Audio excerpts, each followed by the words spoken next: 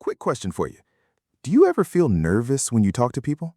Like your mind goes blank, even for simple things? Or maybe you want to speak English, but you overthink every word, and then you say nothing at all. If yes, you are not alone, not even close. And here's something interesting. Even confident people feel nervous inside. They just learned how to hide it and slowly control it. Today, we are not just talking about social confidence. We are going to understand it, why it happens, and how to feel more relaxed in real conversations. And the best part? You will also practice real, natural English while listening.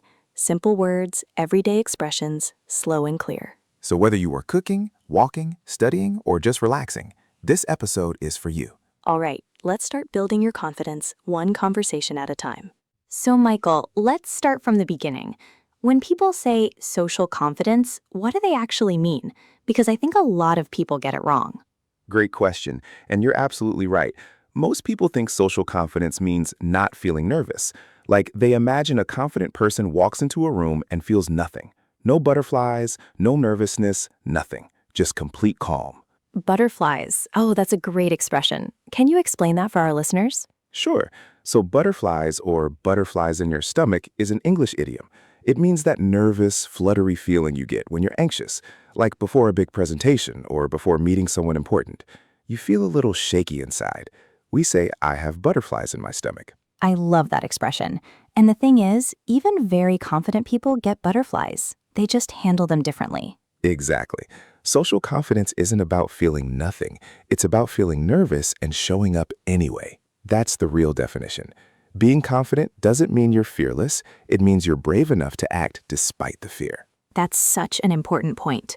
I used to think if I feel nervous before a social event, that means I'm not confident. But that's not true at all. Right.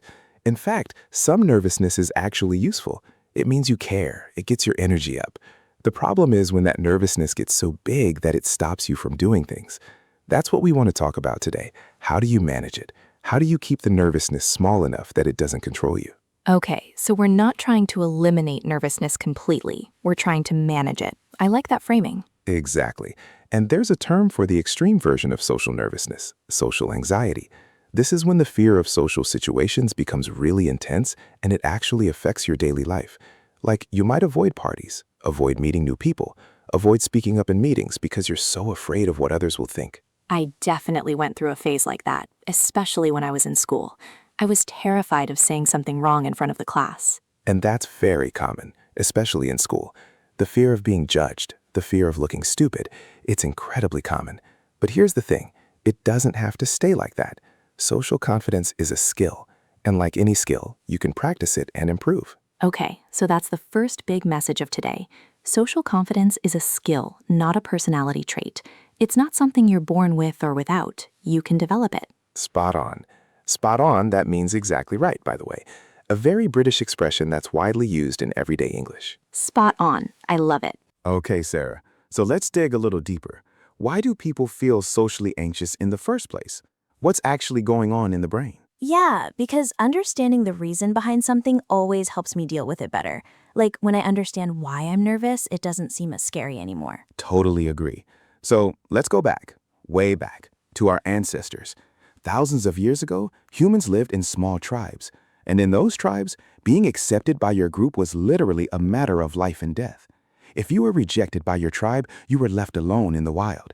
And alone in the wild meant you probably wouldn't survive. Wow, so our fear of social rejection is actually ancient. It's built into us. Exactly. Our brains still have that ancient wiring. When we walk into a room full of strangers, our brain thinks, danger. What if these people don't like me? What if I say something wrong and they reject me? And that triggers the fight or flight response. Fight or flight. Okay, let's break that down for listeners. Fight or flight is a phrase used in psychology and biology. It refers to the automatic response your body has when it detects danger. Your heart rate goes up, you might sweat, your muscles tighten. Your body is getting ready to either fight the danger or run away from it. Perfect explanation. And the problem is, your brain can't always tell the difference between a physical danger, like a wild animal, and a social danger, like giving a speech in front of people. The physical response is similar. That's why public speaking can feel almost as scary as jumping out of a plane. That's so true. I remember my first time giving a presentation at work. I thought I was going to pass out. Pass out. That means faint, to lose consciousness. Another great expression.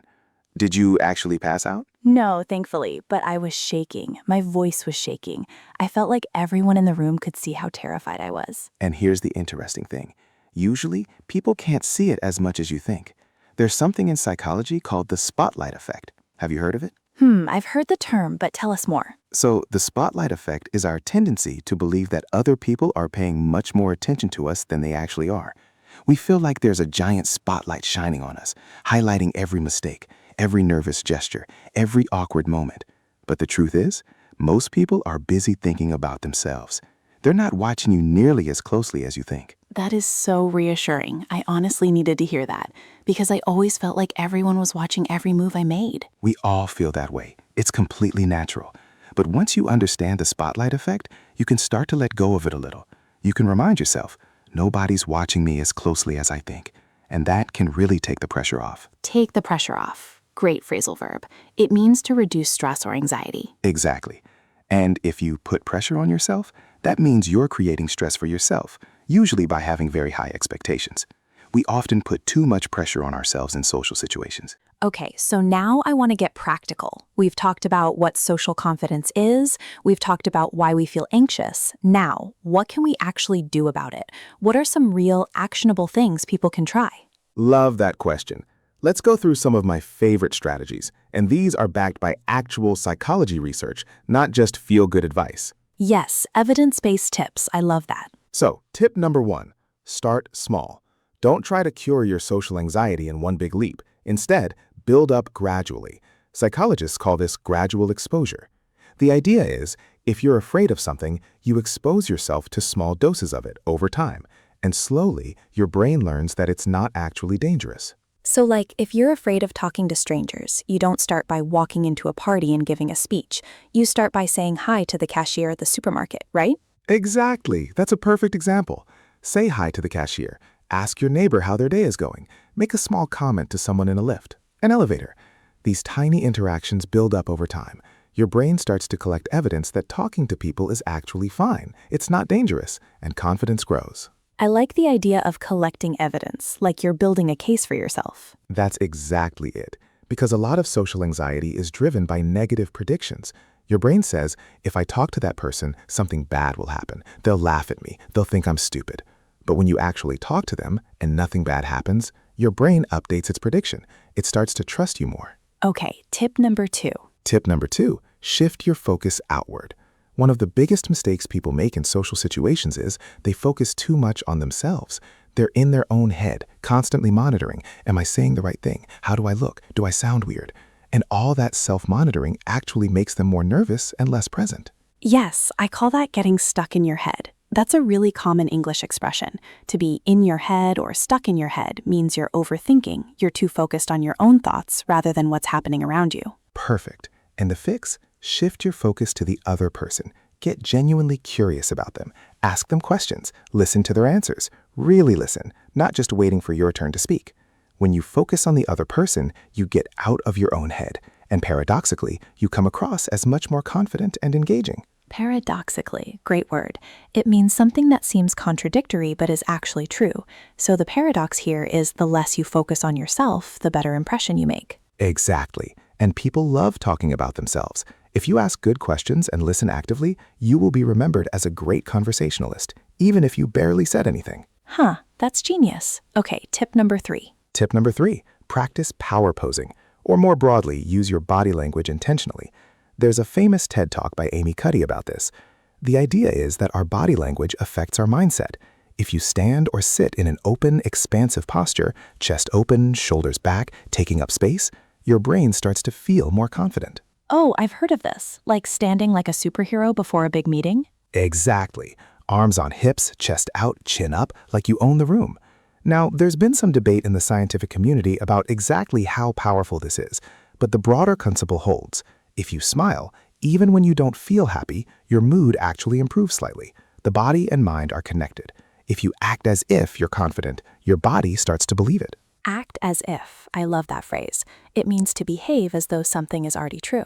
Yes, act as if you're confident, and eventually you will be. It's almost like tricking your brain in a positive way. Okay, what's the fourth tip? Tip 4. Reframe rejection. One of the deepest fears behind social anxiety is the fear of rejection. What if they don't like me? What if they walk away? What if nobody wants to talk to me?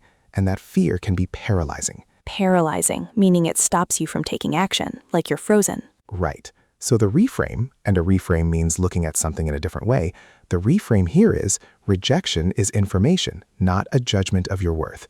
If someone doesn't click with you, it doesn't mean you're not good enough. It just means you're not the right fit for each other. Just like not every song suits everyone's taste. That doesn't mean the song is bad. It just means it's not for that particular listener. I really love that analogy, the song analogy. You're not a bad song, you're just not everyone's genre. Exactly. And honestly, thinking about it like that takes so much pressure off. You don't have to make everyone like you. You just have to find your people, the ones who genuinely click with you. Find your people, such a warm and relatable phrase. Okay, I want to bring this to real life now. Let's talk about specific situations, because I think social confidence isn't just one thing. It looks different in different situations. Absolutely. Let's go through a few. Okay, first one, meeting new people at a party or social event. This is a classic one. You walk in, you don't know many people, and you feel awkward. What do you do? Right. So first, give yourself permission to feel awkward for the first few minutes. Almost everyone does. The first 5 minutes of a social event are usually the hardest. You haven't warmed up yet. The awkwardness usually fades once you get into a conversation. Warm up. Great phrasal verb.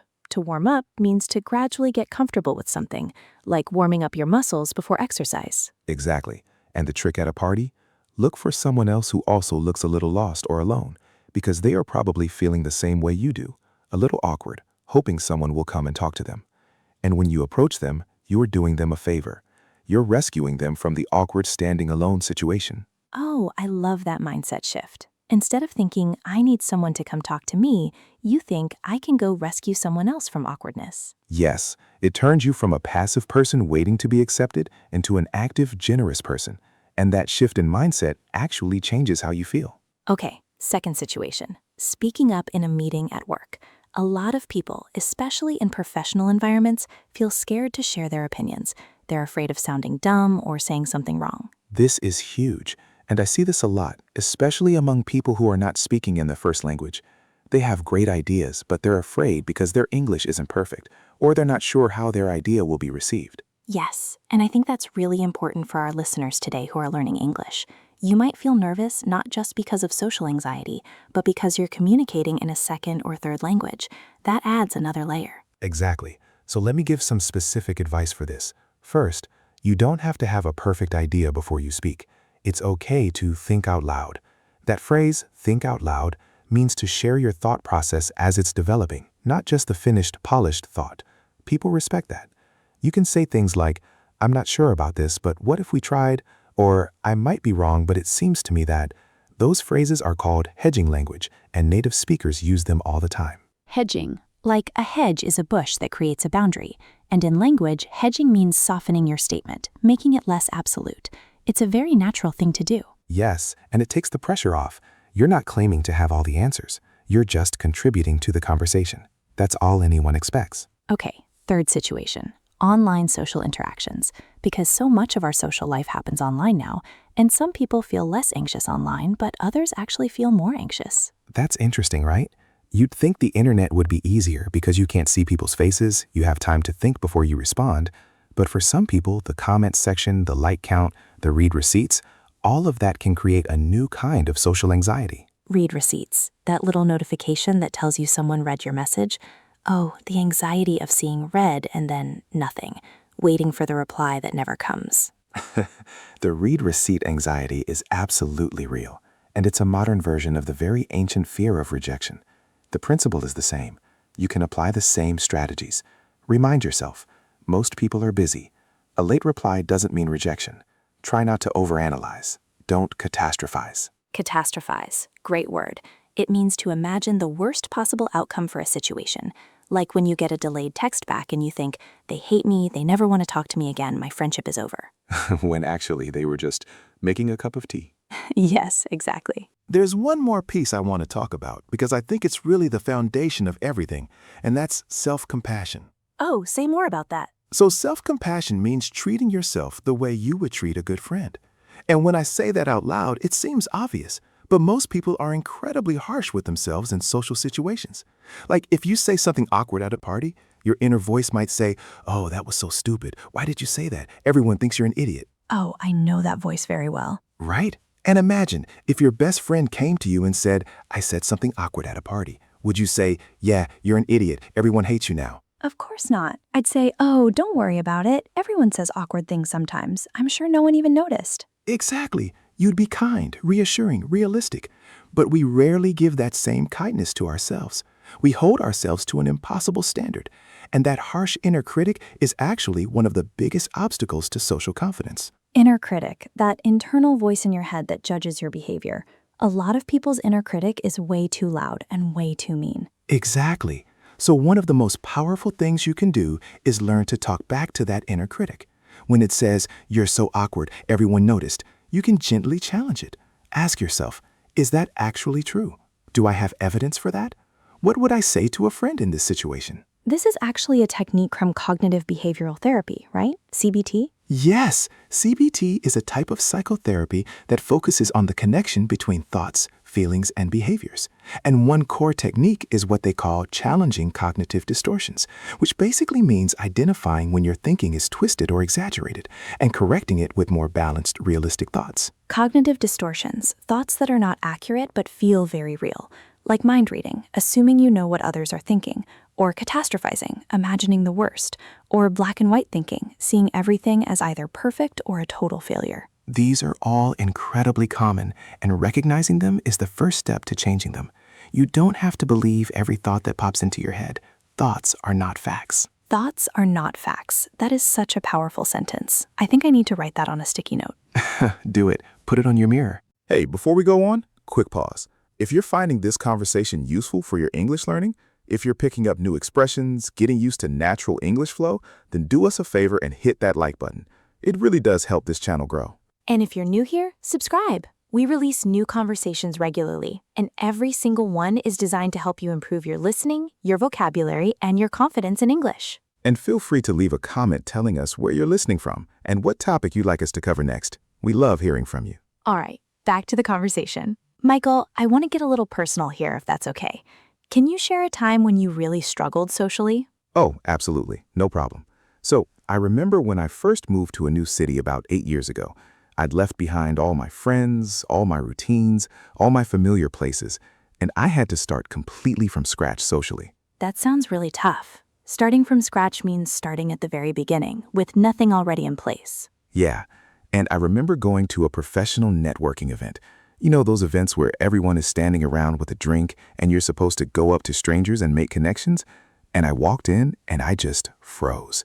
I literally stood by the door for about 10 minutes pretending to check my phone. The classic pretend to check your phone move. I've done that so many times. Right? It's a universal experience. And eventually a woman came up to me and said, "Are you hiding over here too?" And I burst out laughing. And we ended up talking for like an hour. She became a really good professional contact and friend. So she broke the ice. Break the ice, another great idiom. It means to do or say something that makes a social situation feel more relaxed, to get the conversation started. Exactly. And what that experience taught me was, often everyone is waiting for someone else to break the ice. Everyone feels a little awkward. The person who steps forward and says something first, they're not more confident. They just decided to act despite the awkwardness. And that small act of bravery changes everything. I love that. The person who breaks the ice isn't necessarily less nervous. They just act first. Right. And you know what? 9 times out of 10, when you make the first move socially, the other person is relieved. They were hoping someone would come talk to them. Okay, my story. I used to be extremely shy in school, like pathologically shy. If a teacher asked a question in class, even if I knew the answer, I would not raise my hand. I would actually pray, "Please don't call on me." I would shrink in my seat. I did that too. Shrink. That means to make yourself smaller to try not to be noticed. Exactly. And the turning point for me was when I joined a drama club in my second year of university, which for a shy person sounds absolutely insane, right? Getting on a stage and performing in front of hundreds of people. That does sound terrifying for someone who was shy. What made you do it? A friend dragged me along, literally. She said, just come and watch. And then somehow, before I knew it, I had signed up for a small role in a play. And I was absolutely petrified during rehearsals. I made so many mistakes. I forgot my lines constantly. But you did it. I did it. And on the night of the performance, something strange happened. I was standing backstage, shaking, thinking I was going to be sick. And then the curtain opened, and I just went for it. And something clicked. It was like a switch flipped. Something clicked and a switch flipped. Both great expressions meaning something suddenly made sense or changed, a sudden moment of understanding or transformation. Yes, and after that night, I was different. I wasn't cured of shyness overnight, but I had proved to myself I can do hard, scary things. I can stand in front of people and survive, and that changed something in me permanently. That's a beautiful story, and it illustrates something really important. You often don't build confidence before you do the scary thing. You build it by doing the scary thing. Confidence follows action. It doesn't come first. Confidence follows action. That might be the most important line of the whole episode. Okay, let's take a moment and go through some of the key expressions and vocabulary we've used today, because I want to make sure our listeners go away with some really useful language. Great idea. Let's do a quick review. Butterflies in your stomach, the nervous, fluttery feeling before a stressful situation. Fight or flight response. The automatic physical reaction your body has when it senses danger. The spotlight effect, the psychological tendency to think others are watching you much more than they actually are. To be stuck in your head. To be overthinking. Too focused on your internal thoughts rather than the present moment. To break the ice, to say or do something that makes a social situation feel more relaxed and comfortable. To warm up. To gradually get comfortable with a situation, like warming up muscles before exercise. To start from scratch, to begin something completely from the beginning with nothing already established. To pass out. To faint. To lose consciousness temporarily. To take the pressure off, to reduce stress or expectations in a situation. To catastrophize. To imagine the worst possible outcome for a situation. To act as if, to behave as though something is already true, even if it isn't yet. Inner critic. The internal voice in your mind that judges your behavior, often harshly. Spot on, a British expression meaning exactly right, perfectly correct. Something clicked. A sudden moment of understanding or positive transformation. A switch flipped, similar to something clicked, a sudden, significant change in your thinking or feeling. Confidence follows action. Confidence is built by doing brave things, not by waiting to feel confident first. Okay, now we want to make this interactive, because the best English learning happens when you actually use the language yourself, not just listen to it. So here are some questions for you to think about. You can answer them in the comments, or you can just think about them in your head as you listen. Question 1. Can you think of a social situation where you felt nervous but did it anyway? What happened? How did you feel afterward? Question 2. Do you experience the spotlight effect? Do you often feel like people are watching and judging you more than they probably are? Question 3. What's one small social situation you could challenge yourself to do this week? Remember, starting small is key. Maybe just saying hi to a stranger or making a comment to a colleague you don't usually speak to. And question 4, this is the language question. Which expressions from today did you find most useful or most interesting? Tell us in the comments. Butterflies in my stomach, break the ice, confidence follows action. Which one will you try to use this week? All right, we're coming to the end of today's episode. Sarah, what's your final takeaway? If you had to give our listeners one thing to remember from today. That's easy. Social confidence is a skill, not a personality trait. You are not born confident or unconfident. You develop it through experience, through small brave acts, through practice. Every single awkward moment, every conversation you push yourself to have, it all adds up.